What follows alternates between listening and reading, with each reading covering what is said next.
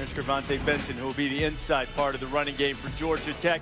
Jimbo Fisher in Florida State. Coca-Cola Zero Sugar counting us down to kickoff inside 17.5 minutes in Gainesville. Boy, James Blackman has just been battered this year. Yep, no surprise there. Two teams with nothing to lose, nothing to gain, just pride. I don't even know what's the angle of this game. You look at this. I think Cam Akers is a good runner. This is a key guy. Yeah. That's a key guy.